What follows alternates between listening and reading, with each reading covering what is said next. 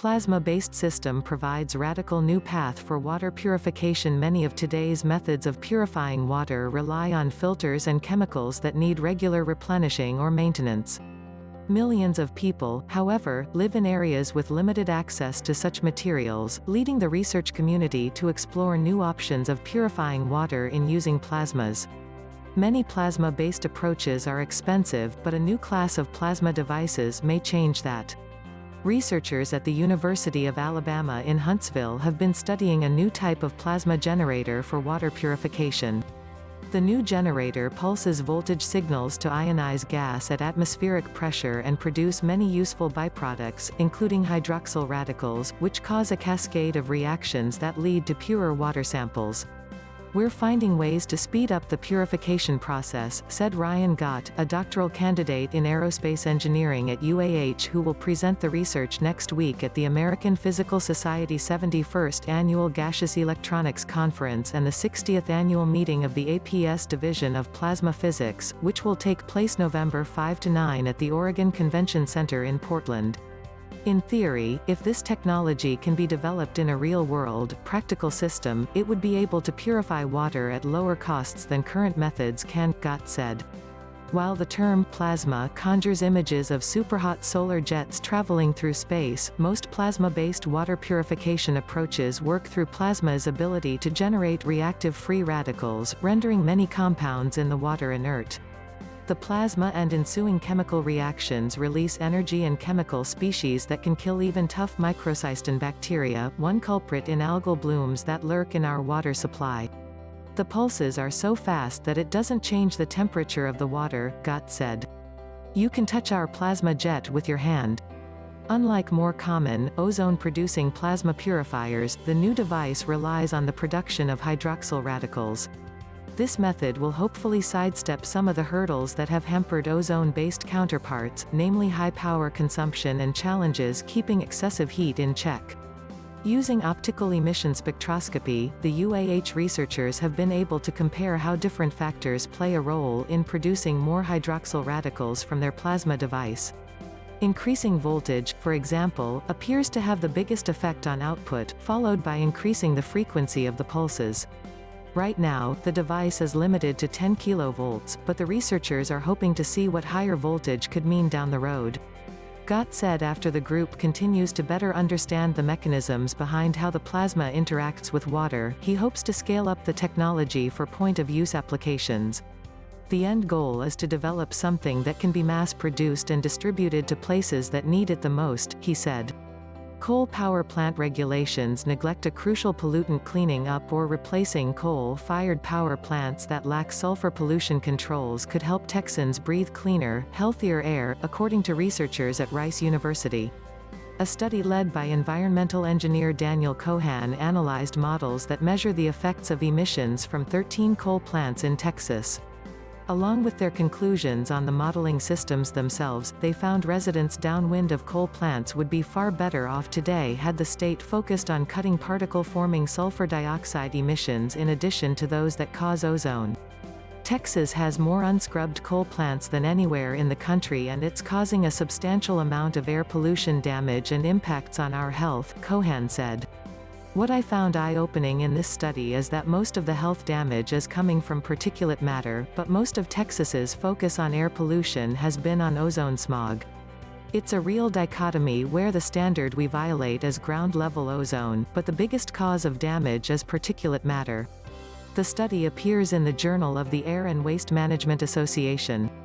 3 of the state's coal plants have closed in 2018, but the effects of all 13 are represented in data collected from 2012 to 2017 and used by Cohan and co-authors Brian Strassert, a Rice alumnus now at GSI Environmental in Houston, and undergraduate student Sue Chen Teh.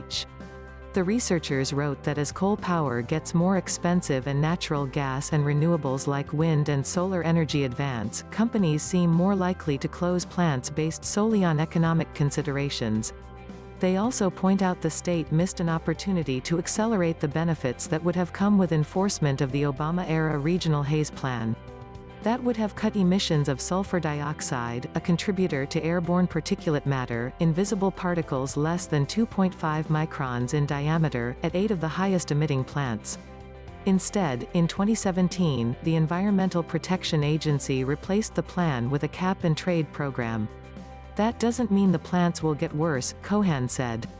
It just means the plants that should have been forced to clean up or close down have gotten a get-out-of-jail-free card. The researchers noted that according to EPA statistics, Texas power plants emit more than twice as much sulfur dioxide as second-ranked Missouri.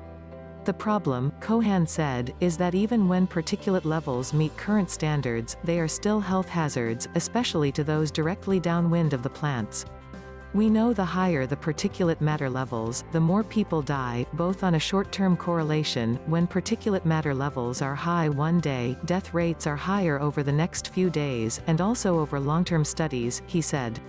When epidemiologists study people across 10 or 20 years, they find that life expectancies are better in places that have very low levels of particulate matter than places that have high levels. Particulate matter is the deadliest of all air pollutants, and it's not just causing deaths in the way that you might think, Cohan said. It's not only by respiratory diseases, but it's also causing increases in rates of heart attacks and strokes. These particles are small enough to pass through the alveoli and enter the bloodstream. That lets them cause damage on all aspects of our bodily systems. That was really striking to me, he said. Because Texas meets the particulate matter standard, it hasn't prioritized cleaning up sulfur anywhere near the extent that it's cleaning up nitrogen pollution. We're allowing plants to emit levels of pollution that haven't been allowed since the 1970s. They're still operating today, because the state and EPA have failed since 2009 to finalize a regional haze plan. Cohan said the EPA continues to take comments on its plan for Texas. The paper also showed that recent, simple atmospheric models that help researchers quickly compute the health effects from pollution compare favorably with a more complicated state-of-the-art model. That suggests we can take easier approaches to more quickly estimate the impacts of these plants, Cohan said. In time, he said, coal plants seem likely to close either because air pollution standards will be enforced across the board or because renewables like wind and solar make them unprofitable. The key message of our paper, Cohan said, is that delay has very real costs for us in Texas. Alpine ice shows threefold increase in atmospheric iodine. Analysis of iodine trapped in alpine ice has shown that levels of atmospheric iodine have tripled over the past century, which partially offsets human-driven increases in the air pollutant, ozone. The study showed, however, that, although iodine can destroy bad ozone, there isn't enough to counter all of the production. Researchers say it is now important to include iodine data in climate models that predict future global environmental outcomes.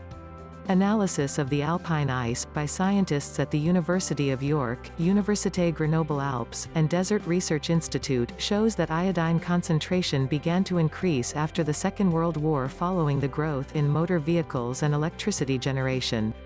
Nitrogen oxide emissions from vehicles and power plants since the 1950s increases surface ozone, and this reacts with chemicals in seawater to release more iodine into the atmosphere, which partially, but not completely, destroys some of these harmful gases. Professor Lucy Carpenter, from the University of York's Department of Chemistry, said, iodine's role in human health has been recognized for some time. It is an essential part of our diets. Its role in climate change and air pollution, however, has only been recently recognized, and up until now, there have been no historical records of iodine in populated regions such as Europe. Due to the difficulty in accessing this kind of data, the impact of iodine in the atmosphere is not currently a feature of the climate or air quality models that predict future global environmental changes. The study in the European Alps has now provided new long-term insight into the delicate balance of ozone in the atmosphere. Ozone in the lower atmosphere acts as an air pollutant and greenhouse gas, but ozone is also the main driver of iodine emissions from the ocean. Once released into the atmosphere, iodine acts to destroy this bad ozone. The more ozone humans produce, the more iodine is released from the ocean, which can then help destroy the ozone produced by humans. This means that iodine levels in the ocean can, at least partially, act to keep ozone gases in the lower atmosphere in check, but there isn't enough to counter all of the production. Dr. Tomas Sherwin, from the University of York's Department of Chemistry, said, "When we look at the concentrations of iodine over time, we can see that it was fairly steady during the Industrial Revolution. However, as more cars appeared on the roads in the post-war period, we get more emissions of nitrogen oxides causing more ozone in the atmosphere and therefore more iodine. Surface ozone concentrations have stabilized over much of Europe and the Atlantic Ocean, although are still growing over other regions. We can now start to think about factoring in our knowledge of iodine chemistry into climate and air quality models to help us better predict what the future of our atmosphere will look like around the globe."